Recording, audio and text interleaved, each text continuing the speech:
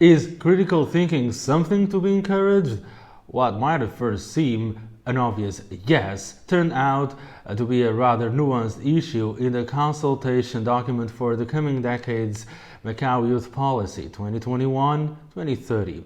While the previous blueprint 2012-2020 stated the importance of fostering a younger generation with independent thinking and a critical mindset, the new proposed policy in its Chinese version handles these qualities with a lighter touch, having abandoned that wording in the wake of opinions collected in favor of an expression, shanbian, that resonates an ability to examine and distinguish. Behind the shift is the way current education authorities regard the expression used in the previous blueprint for critical, pan, seen as primarily as having a negative implication. One should note that despite having been widely used as a choice of characters to translate critical thinking, the expression itself has been disputed by some experts. It's not our place here to throw the hat into the linguistic discussion ring. Nonetheless, it's noteworthy that the rationale behind the move stems from an official view that criticism is welcome, but has to be constructive. What might at first glance sound like a storm in a teacup embodies a wider question. It appears the language advocating critical thinking endorsed by local authorities a decade ago has given rise to second thoughts this time around and been redacted. Does this point to a change of heart over the degree to which critical thought ought to be cherished? Couldn't the current environment lead to a narrowing of the space in which youngsters are likely to freely express their points of view? One can't overstate the usefulness of independent-minded critical thinking for correcting mistakes and improving decision-making.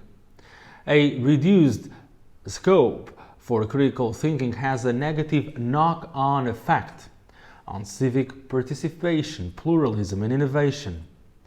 It may also be reflected in less than bold problem-solving skills and fewer breakthroughs in knowledge, science, and entrepreneurship. This should not be underestimated in light of the much-touted need to nurture local talent, a buzzword embodying a crucial challenge for the younger generations in the coming decade, as the SAR faces a more competitive environment. It's important to highlight that and recognize that the Youth Policy Blueprint does address a number of these issues and rightly sets out key objectives.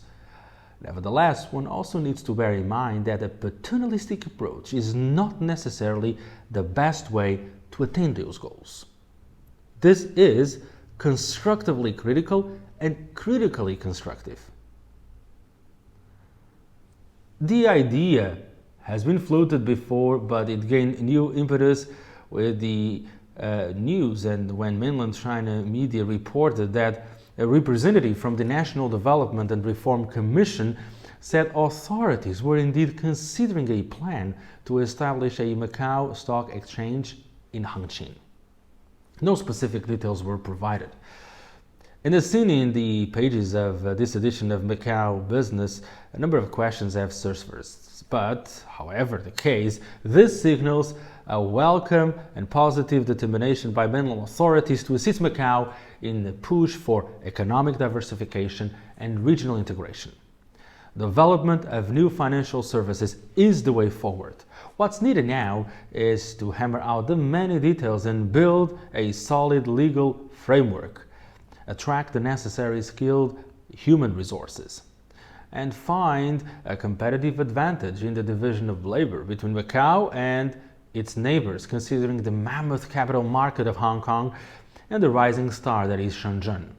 A creative approach to the functionality of the future Macau Hangqin financial hub is needed, as is a long-term focus on developing an ecosystem that will reinvigorate the SAR's economic structure in the coming decades by making the best of the accumulated capacity in the gaming and tourism industries and the injection of new blood from the drive for financial innovation, and also by learning the lessons of imbalanced financial centers that fail to be people-centered.